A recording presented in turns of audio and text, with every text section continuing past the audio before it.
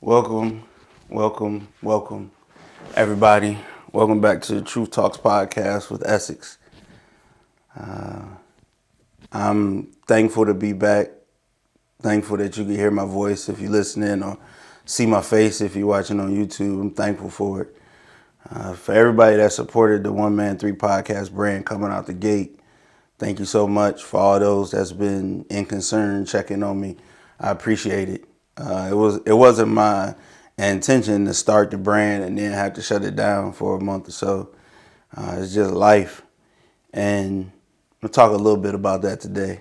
So if you read the title of the podcast, "Cancer Sucks" and Mental Health, it pretty much sum up, the last month or so. I was excited to launch the brand, to push out the podcast.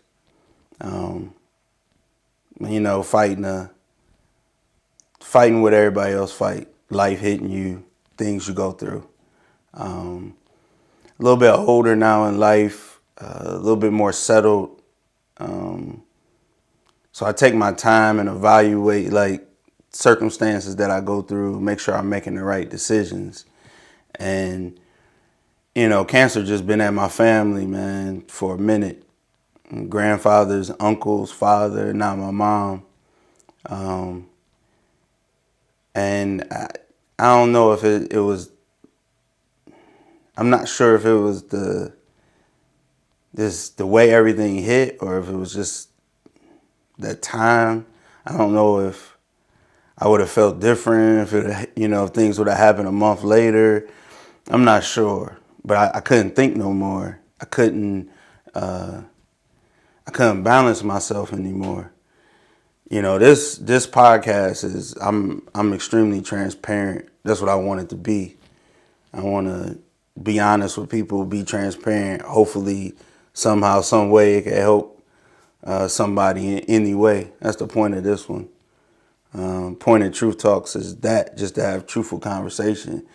And the truth is, it launched a brand, but the weight that was sitting on me from loved ones, my own health, the brand, work, ministry, it got heavy, and I couldn't think no more. I couldn't process. I couldn't plan. Everything was running together.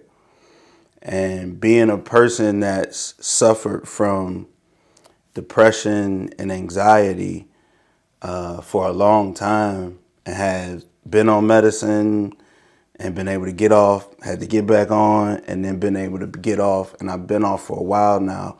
I was heading down that path where I was going to have to get back on medicine again because the depression and the anxiety, for me, the depression don't be like super hard. I mean, I was suicidal when I was younger. That was just because of everything I was going through as a kid. It was a lot happening, not thinking you was going to live, too long in your life as a kid. And then when stuff started getting taken from you and life was getting hard as a teenager, I thought about ending it then. And I want to say in my adult life, I don't think I've ever been suicidal. When I was a kid and I was suicidal, I literally put a gun to my head and just contemplated everything. I had said everything, and I just didn't want to be in the world no more. I just thought life, if that was life, I ain't want it. And I'm so thankful I ain't pulled that trigger back then. But there's so many people that either do pull that trigger or can't bounce back from a moment like that. So I'm super grateful to God, who I didn't even know at that time. I mean, I prayed to God, but I didn't have a relationship with him. I didn't know him, if you know what I'm saying. So I knew me not being able to think was one of my triggers. And for me, depression is there, but anxiety is worse, and for me, when that gets to the point that is all day, every day, and I can't think, everything going so fast. And then you do have for people who suffer from panic attacks, it's not like people make you think. It's not about being mind over matter, because the whole point of a panic attack is your mind is reaching a point that it wants to break. But because either you strong-minded or the way your mind processes, your mind won't break, so it'll push it to your body. So you'll have heart attack symptoms, feeling like you're gonna die, all that stuff. And you know, it can get difficult and challenging when you have those. And I tell everybody about the time I had the panic attack, and even the paramedics, the doctors, everybody said I was having a heart attack. You know, my heart rate was like 160, and I was just laying there, and my blood pressure was almost, I don't know, something crazy, like 200 over 140. It was like stroke numbers, and you know, they're like, you having a heart attack. And turned out it was just a panic attack. So, you know, I knew things was challenging, but I also knew like, hey, you know, I just launched a podcast, ministry, picking back up. You know, work is a big, you know, busy time for me, and family and personal health. And it's like, it was a lot of stuff going on, and you try to persevere and push through. And in a lot of families and a lot of communities and just in a lot of people, period, you think taking a step back is like a place of weakness. And I thought that all the time too. I thought like if you stop, you weak. And if you listen to all the people that's, you know, motivational speakers, they'll tell you to push through anything. They'll tell you don't sleep. They'll tell you got to be willing to die for success. I don't believe that. That ain't the case. You can work hard, you can have balance. You know how many people have done that path, like didn't sleep, didn't take care of themselves? They may say that when they're in the middle of their grind, but catch them when all that fall apart. And they'll be the first ones to tell you that it ain't worth it. Man, I can't tell you the number of business owners and CEOs I sat with that told me the same thing. Like, you know, on your way to doing everything you need to fulfill in your life, don't take for granted your health or your family, your mind, because that stuff will catch up with you. When it catch up with you, it hit you real hard and everything stop. And I'm gonna be honest, if I had to sacrifice the success of podcasts, I'm not in podcasts, you know, to make money. I ain't turning money down, but I'm not in it for money. I'm in it for purpose, right? Truth Talks is my life, is to help people. I don't have to monetize off of that. You know, Church Talks is to try to get people out of religion and into relationship, and understanding that most of the stuff we see in religion now is not even in your spiritual belief, whether mine, the Bible. It's not in the principles of what people believe in. It's religion, it's tradition, it's man-made. It's meant to fear, manipulate, and control, and to bring people out of that into relationship with God, right? And then Couch Talks is, you know, that's fun to me. You know, it's sports, TV, film, just things I love. And none of those are things I'm like, oh, I want it to be so successful that I make all this money. And if that happened, thank God. But if it don't, I'm going to keep doing them. But even if somebody told me, hey, you had to push through everything and you was going to be a multimillionaire, I still would have stopped. Because what's the point of being a millionaire if your family needs you, or if your mind ain't right and you can't function? You know, I'm not one to, please don't take this as putting people that's out there grinding hard in a box. It's some people who they in grind mode. Everybody get in grind mode. I've been in grind mode before. Things line up. What I'm saying is you have to know when you need a break. And I knew I needed a break. It didn't fit. It wasn't timely. I'm like, God, we just started the podcast. Like literally, like we had just started it. And I'm like, we just on a roll. Like I knew after the first week, and it wasn't the podcast. I knew before I launched that, you know, life's weight was getting heavy, and I felt like not this time. And if I could go back, I don't know if I was still launched at the same time. I probably would have, because I probably wouldn't have been able to find peace until I did. And that's just pride, and pride will kill you, man. It's a reason why every spiritual, any spiritual, you know, philosophy you follow, And for me, I believe in Christ as my Savior. Everyone tell you that pride come before the fall, and pride is, a huge anchor around your neck that it just keep dragging you down. And sometimes pride get in the way. So I think at that moment I was being prideful, like, nah, I'm good. I'm gonna launch anyway. I'm not telling you it's easy, and I'm doing. I ain't have. I'm doing this podcast like this because I want to share with people that's out there on their grind to success. If you either in my spot or hopefully you grinding hard, you can hear, my testimony, my truth, and then you can prevent yourself from even getting to that point. Because if I would have just, honestly, what would have been best is for me just to chop it up, slow it down. The way I launched with everything going on, everything just was too heavy. I should have pulled it back and did things a little bit more slower. Yeah. So, I know we're as a society, we're more sensitive to mental health now because, athletes are coming out and talking about it. We're starting to see pastors who commit suicide. So their wives and suicide rate among pastors is at an all-time high. So we're seeing wives in churches now starting to come out and say that mental health is not quote unquote demonic, because that's what they tell you. A lot of spiritualities, I don't like the word religion. So, but a lot of religions and institutes, they teach you that mental health is demonic, or you being possessed by a demon, or you being oppressed. And a lot of times the same people that are telling you mental health is demonic is on blood pressure medicine, diabetes, and they don't think that's demonic. So like most things, church just they put things in boxes to give them a way to judge people and not to better people. I'm just being real.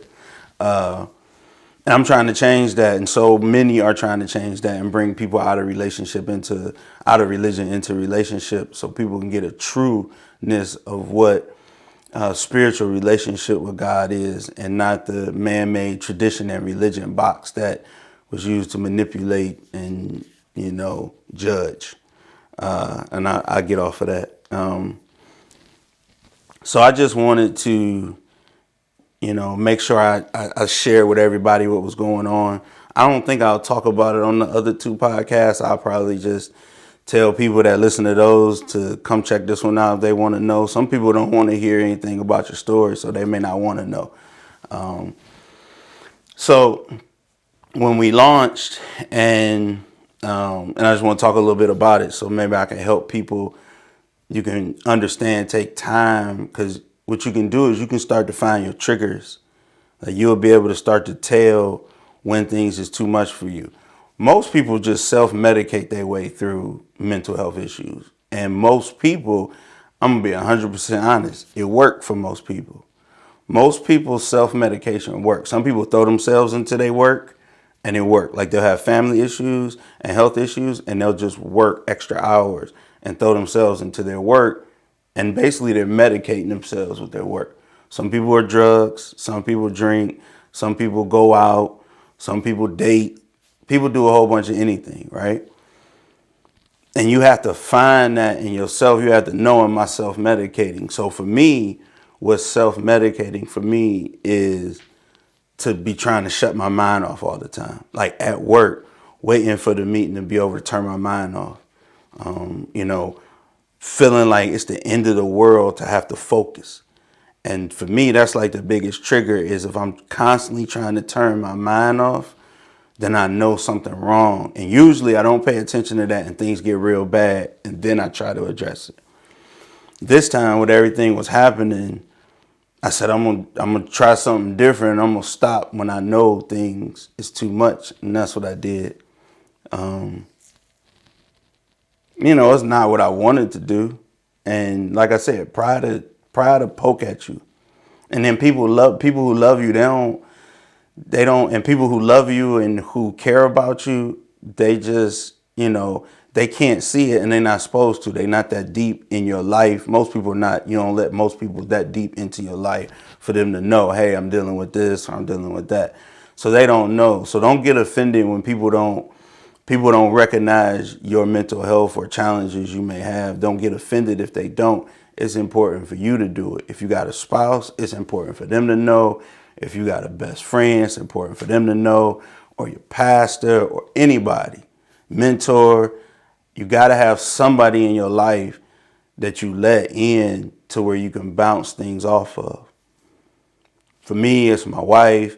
I mean, I have multiple people in my life who I let in, but I'm probably more vulnerable and transparent than most people. But let at least one person in, somebody you can trust to bounce things off of, who can speak to you outside of your pride.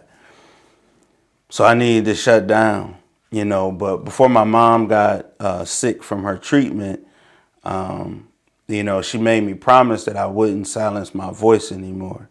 A lot of times I allow different things to silence my voice.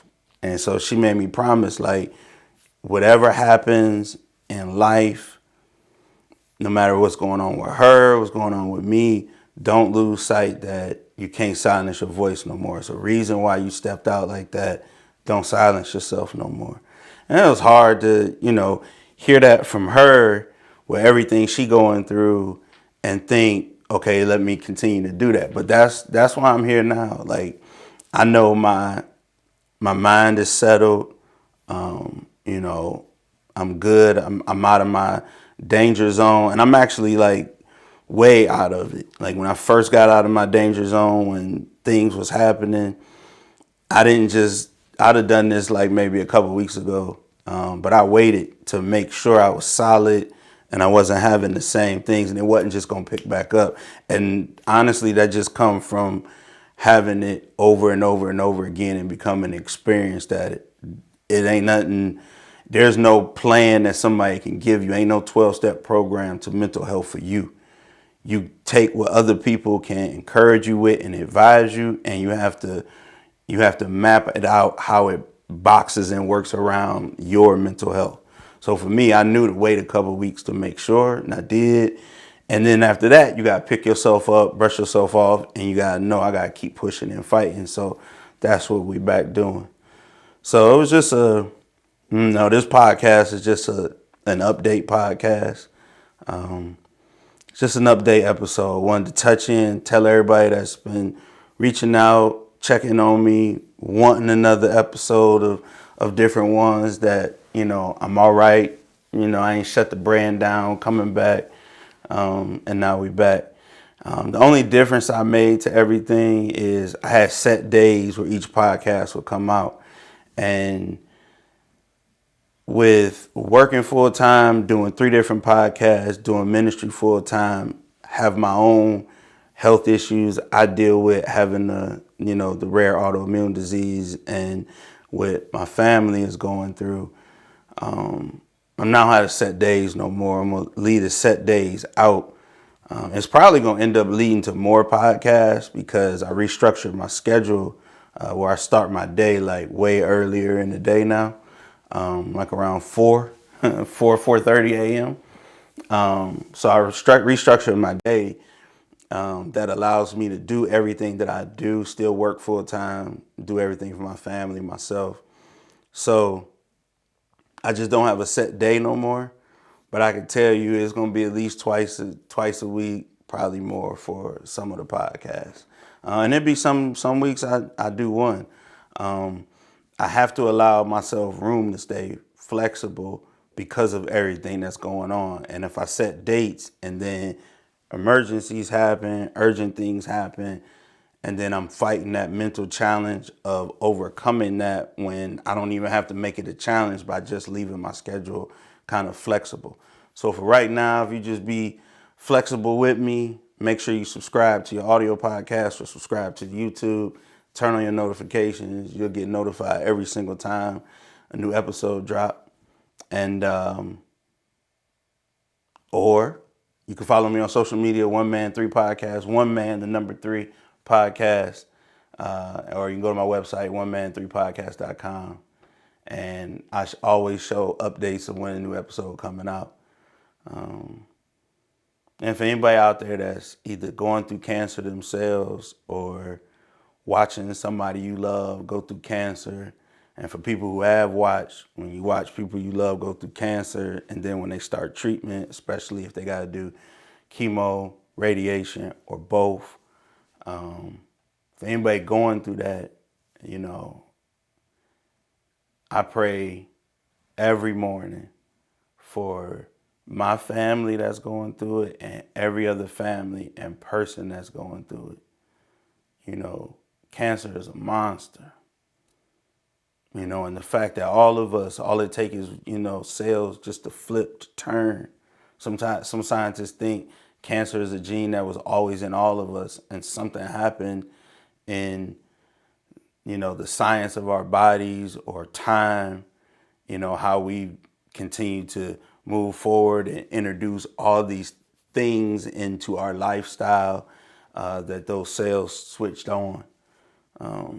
So I'm super grateful, and I pray that, you know, you, if you're listening, me and my sister, people going through cancer, that God will provide a healing, that God will continue to give medical professions the intelligence and the ability to come up with treatments, because it's just it's a monster, man, and it's challenging. And I've been sick, you know, my whole life. I've been sick and been in the hospital my whole life, and so I know what sickness and pain feel like, and, you know, not knowing if you're gonna live, and it's challenging, man. It's hard, but, you know, that's what we do. We keep praying, we keep persevering, and we keep fighting.